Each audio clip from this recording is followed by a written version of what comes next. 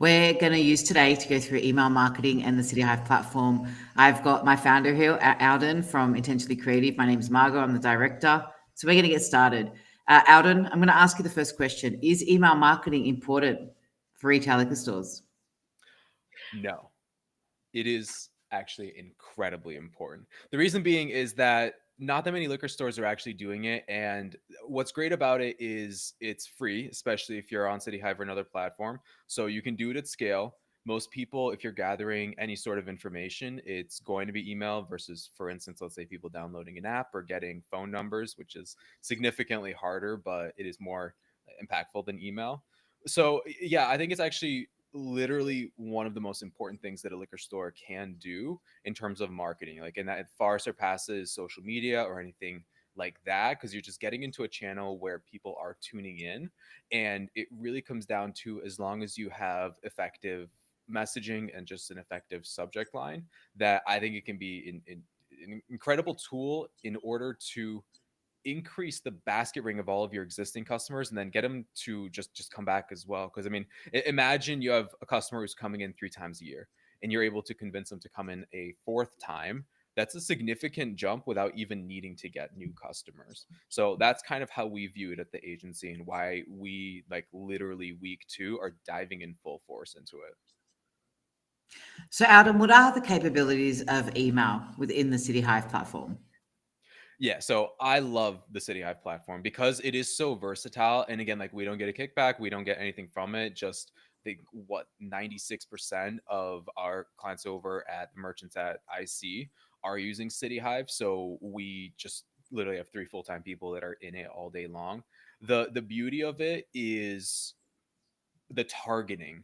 I would say so. It's a nice drag and drop format. You go right into the dashboard. It's integrated with already all of your customers, with the inventory, with all these other data points. So when you go in and build with it, not only is it easy to just set it up, like let's say that you just want to do a plain text one versus getting like fancy, like we do all graphic emails, that you can just do a really easy plain text, and then you can choose who you want to send it to via parameters, and then conditional aspects like and or. So you can send just to whiskey people who have purchased in the past, or people wine, people who have or haven't purchased in the last 30, 90 days. So it's incredibly versatile, and that's why I really like it, because it's really easy to use. So, how often then should a liquor store really email their customers without it being too much, of course? I love this question, and the reason being is depending on how deep you want to go with it. That what I would say is, if you're emailing everybody and you're not subdividing it to, let's say, wine emails to wine individuals, whiskey to whiskey, something like that, then I would say keep it to two a week, 2 to 3. And we find that as long as it's on brand, like if you have a whole list and you start doing email, just know that you're going to get a bunch of unsubscribes right out the gate, because it's not been an active list. But then after about like a month, month and a half, it stabilizes out. But again, if you're emailing to everybody, I would stick in that 2 to 3 range. And then that's exactly what we do on the agency side. And then if you are subdividing it to the different groups, I mean, you can send one every single day, right? You're just activating different people and elements. And what's funny is, like, when you are subdividing and you're segmenting your user base, that it's incredibly more impactful. So like, we've run a bunch of studies to where, like okay, instead of 3,000 people that you're emailing to everybody, you might only email let's say 1,000 people who drink wine. But the open rate's going to be higher and the engagement rate's going to be higher, because it is hyper targeted versus broad messaging. So yeah, again, 2 to 3 if you're emailing to everybody. And then you can honestly even go, we have some people who are doing one every single day, but they're more methodical with how that messaging is going out and who they're targeting. I think you've kind of answered it, but then are you segmenting your customers or are you sending the same email to everyone? Could you shed a bit more light on that? Yeah, 100%. It definitely depends on the merchants. There are merchants, and like, let's say that you have an allocation group, like you have an active community who's really into bourbon, also tequila groups or fine wine or like wine clubs. So the more groups that you have and the more information you have, the more you can start going deeper into it, there are some merchants who will just blast the entire thing out. So let's say, for instance, it's a newsletter or tastings, we'll send that out to everybody. And I think even if here's the reason why I'm such a large proponent to sending to everybody. Let's say you're a wine drinker and like Father's Day or like whatever, a gift for your partner, whatnot is coming up.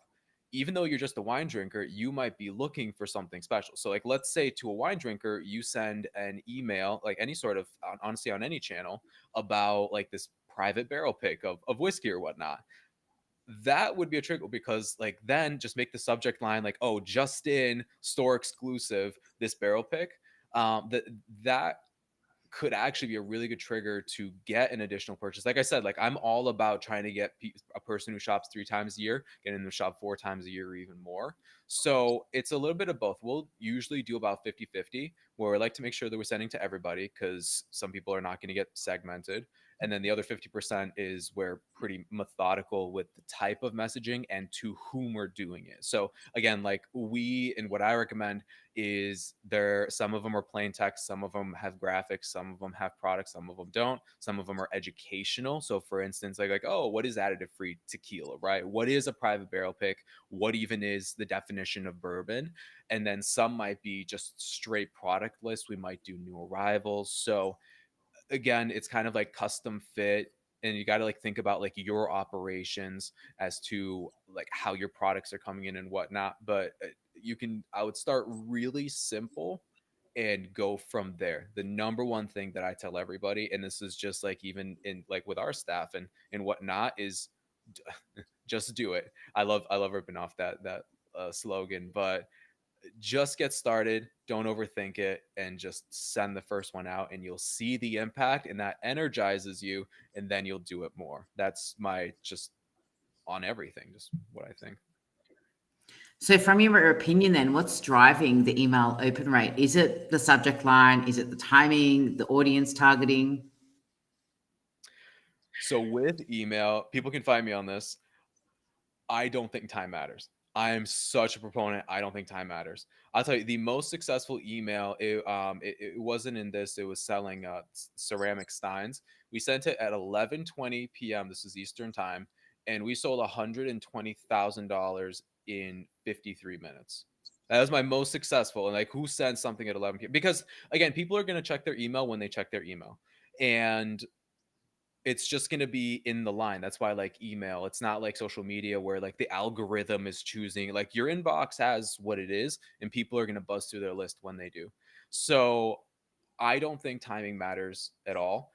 The number one thing is going to be your subject line, which that actually goes into with the audience targeting a little bit because again, you can get like somebody who's into wine, they're going to appreciate getting into the minutia of certain kind of like topics, or like they might know grape varieties, and somebody who doesn't know wine, all they know is white, red, sweet, dry, and their perception of sweet and dry might even be off, quite frankly. But it's all about the subject line because again, like it doesn't matter what's in the email if they don't even click to open it, right? And actually, the other thing of what's driving open rates, it's funny, I see so many merchants that their emails get thrown into spam. And that's just because like based off the servers and whatnot, if you're using a custom domain. So honestly, make sure you're not going to spam. That's going to be the number one thing that's going to help with, with your open Yeah, rates. definitely. Definitely. So, look, when it comes to liquor stores, then what are you finding are the types of emails that I guess generate that sale, and which ones would get ignored? Yeah, I think so like if again like any sort of marketing or messaging, right person, right message, and right time. So if it's not relevant to them, and again that's where segmentation comes in. If it's not relevant to them, then they're going to tune out, they're not going to care, and they might put you to spam. Honestly, I would rather have somebody unsubscribe or delete it than put it to spam, because then that's hurting you on the server level. But I always think of it as like what would get you to actually open it. So people love free things. It's legal in a lot of states. But the other way to do it is discounts, or you can do like free delivery, for instance. So there are ways to like these keywords. So like action words do great. People love discounts. People love tastings. I think people don't market their tastings enough, quite honestly, especially right now. We're in the middle of OND. We're getting into the holiday season where pretty much like what we notice is usually a store might have tastings on just Friday or just Saturday or Friday, Saturday. But this is a season where, I mean, high volume and goods stores, you're doing tastings from Thursday through Sunday. I mean, it gets pretty crazy. Like when I used to work on the Costco team, that we had 6 tables all 4 to 5 days every week in November and December. So tastings are a huge one that I want people to do email marketing on. And then let's say you had staff picks. That's great. New arrivals are great. And again, my what I always say about new arrivals, something comes off the truck, literally put it on a table, snap a picture, and post it. And that's I mean that's social media right there. That's why I tell everybody on social media you can do the same messaging, to literally just flick it into an email and send it out. You don't even have to put text. That's the beauty of imagery that people can. I mean, like labels drive vast majority of sales, anyways. So I would say those, like again, like things that people are interested in, where they can save money, and things that are new. New drives like a 35% lift right out the gate there, and you're really just a clickbait a little bit almost as well. Yeah, no, that's great. So, when designing the emails, then are you reflecting your store's brand? Why is that important if you are, opposed to maybe a standard template? So I think the first thing to remember is that not a lot of stores are doing emails. So the fact that you're even sending one, that's like 80% of the battle right there. When it comes to the brand, I mean, if you have your so like I'm looking at it as two aspects. One, in the inbox, then when people actually click in, what they're seeing there. So in the inbox, your brand is most likely going to be right there, your store name right next to the subject line. So you got that covered. In the subject line, I don't think that it's really necessary, but it does help as well. When you open the email, though, I'm all about, and this is what we do, and this is why we have a minimum 6 month contract. It's all about brand building and long term vision and long term success. So, like the number one thing within the first week of what we do, again, is we make sure that the visuals, like the aesthetics, the voice of the brand, everything is solid, and then we carry that all the way through. So by having similar colors, obviously having the logo at the top, even like at the top saying like wine, wine, spirits, beer, like whichever ones you sell, people start to recognize that, and people love patterns. Humans, they just love recurring aspects. So I know I'm going to diverge just for a second, but I think it's important. If you have a newsletter, if you have new arrivals, if like XYZ sort of thing, new arrivals, send it on Friday. Newsletter, send it on, if you have like if it's good for a week, like every Sunday. And you can put these on so that they send at a particular time, but people love cadences, and you get people used to cadences, and then they will actually check their inbox. We've had this before where there was a glitch, so the email didn't go out, the messaging didn't go out, and there were customers who said to the cashiers in store like, oh, like, do you have this week's discounts? Like, I didn't get it. So branding, that was your question. Yeah, I think it's a long-term vision where it's like keep it in mind. And if it's I think it's important for everybody to build their brand, and especially like your personal brand, but in this case like the store brand as well. But owners being front and center of a store does like it's tremendous. So like I know every single liquor store we talk to, I have great customer service. I mean, that's funny in itself. But the store owners that, I mean, there's some people who like, what I love, I know I'm diverting a little bit, is store owners putting out kind of like a newsletter from them. So it's like, oh, like Mhm. Jimmy's Weekly, whatever. And it's like, again, like those are like actually like people love authenticity. So that's actually really important. Like now I'm going to go down a rant. People love authenticity. So we actually try, and what I recommend is bring in, if you're quirky, if you're doing special things, and like don't use AI honestly to generate the stuff, just like, and like, like we ban it in a lot of what we do, is because people resonate with authenticity. And the closer you are to that, and people can sniff out bullshit, and the closer you are to authenticity, that you're going to get more open and just like people know when you've put the time in to actually have a meaningful Mhm. message. So even like in terms of the store brand, and I like this. I love talking because then I think through things. It's not the visuals. I think it's the tone of voice alongside like what are you known for in the store that you lean into that. Yeah, awesome. Now I know we're talking about emails that are going, out to many or in different segmentations, but can City Hive do any one-on-one email marketing?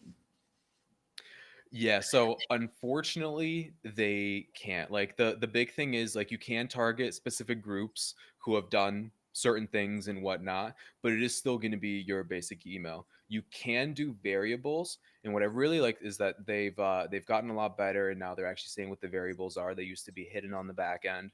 Just the honestly, like just the developers, not even the CSMs, but just the developers would know what they are. They're doing a really good Mm. job at making those present, but it's still going to be blanket messages. So I'm going to do a little shout out to us. Like we just launched LiquorChat AI, which is an AI ecosystem for retail liquor stores. A big aspect of that, again, we have two aspects: in store customer service, and that's just making that available to the customers as well via kiosk XYZ. But the second thing is the one on one marketing, because we noticed this is a huge thing. Everybody wants to get a personalized message. And again, to what I just said, people can sniff out BS.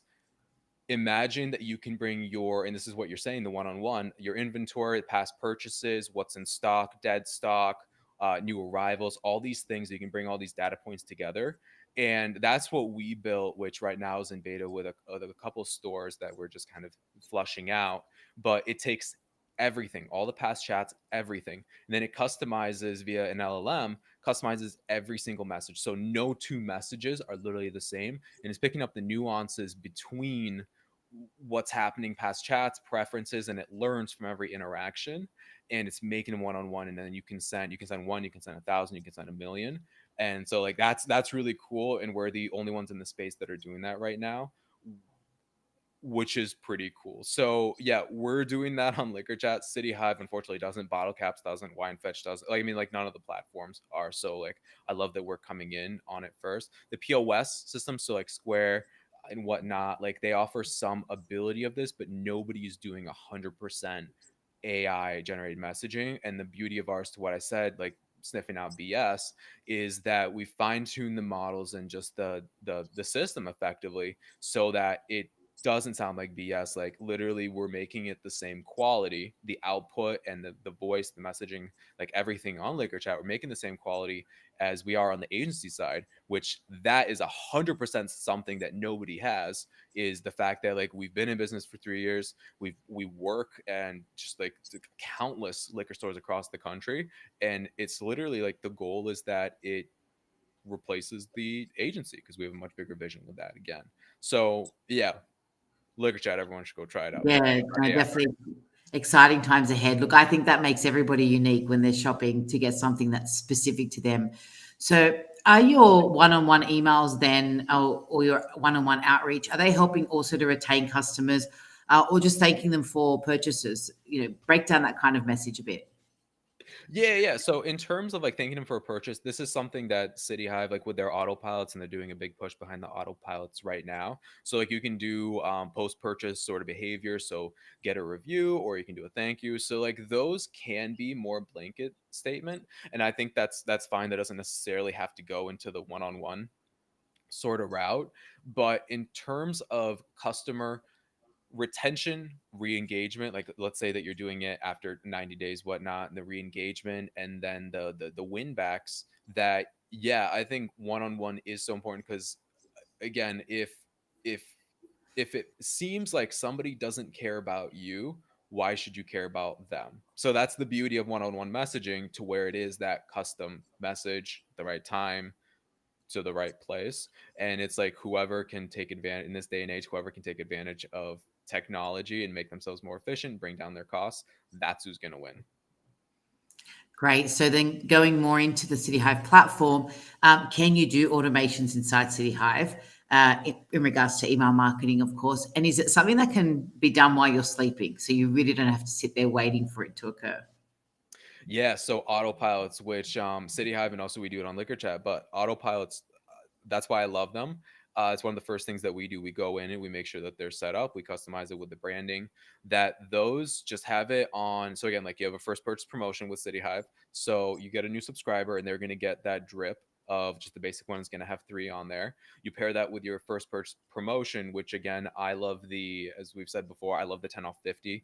The free delivery is the just absolute number one that works, but the 10 off 50 is a great just second option. And so it's a great way, which City Hive pays for 50% of it, which is great, really super smart. And so the ones that I would recommend are new customer sign up. So they get hit with 3 over, I think it's like 5 days.